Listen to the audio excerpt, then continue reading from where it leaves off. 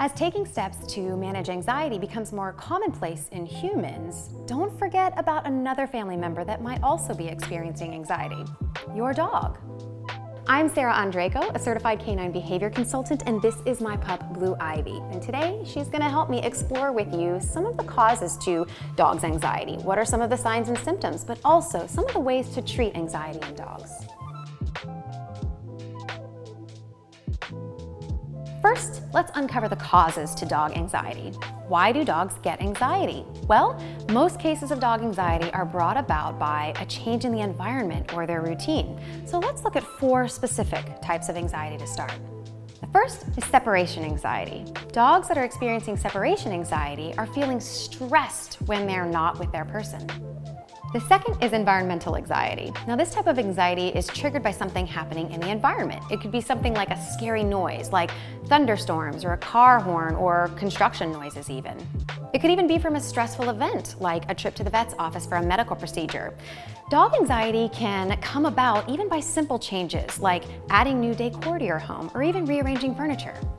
Next is social anxiety. Now, this type of anxiety often happens when your dog is anxious around other people or other animals. This could be from poor socialization or improper social exposure as a young puppy, or it could be because of something traumatic that's happened in your dog or puppy's past, like being in a really rough shelter environment or coming from an overcrowded breeding facility.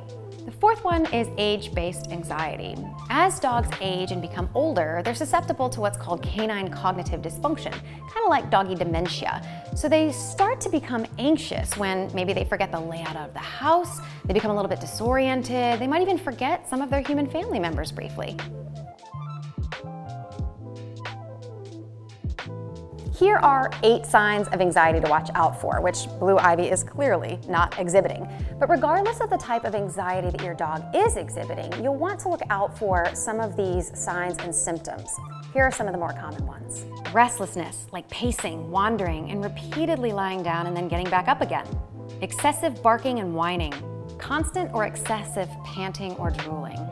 Urinating or defecating in the house. Trembling or shaking.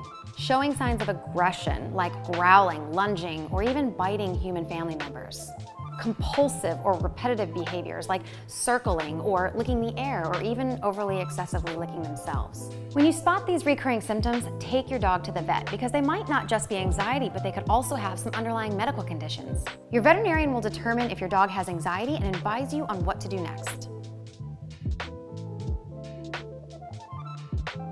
How to treat your dog's anxiety. Now remember, different strategies are effective for different dogs based on their individual needs and even different situations. So, working with a veterinarian, a veterinary behaviorist, or a behavior professional is a must. But here are some common treatments for your dog's anxiety. Distraction. So for minor fear-based situations or environmental anxiety, you might be able to distract your pet away from the stressor. For example, if you know a thunderstorm is about to roll in, fill a Kong with peanut butter and Native Pet's pumpkin powder and give it to your dog. Or work on basic commands while a neighbor's dog passes by on the street. You can also entertain them with a long-lasting treat like Native Pet's all-natural yak chews. Desensitization. Now, desensitization involves exposing your dog to smaller, more tolerable levels of stimuli that would otherwise cause anxiety. And over time, as your dog gets used to that, you'll increase the intensity and the frequency at which you expose your dog to that stimuli until it's no longer perceived as a threat. Let's take thunderstorm anxiety or thunderstorm phobia as an example. One thing that you might do is play recordings at a really, really low volume of a thunderstorm happening. You do that 3 or 4 times a day for about a week, and your dog becomes acclimated to the sound, and that phobia tends to dissipate. Now, if your dog has separation anxiety, they might be triggered by something as simple as jingling your keys or watching you take a suitcase out of the closet.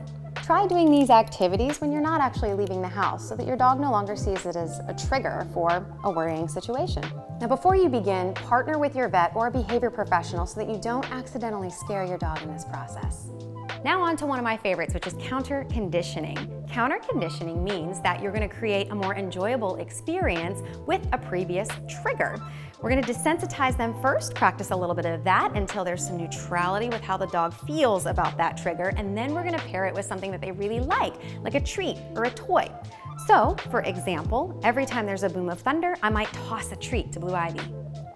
Anti-anxiety medication. So if your dog experiences anxiety on a daily basis or has more generalized anxiety, they might take something every single day, a medication, under the guidance of your veterinarian to help stabilize their mood overall.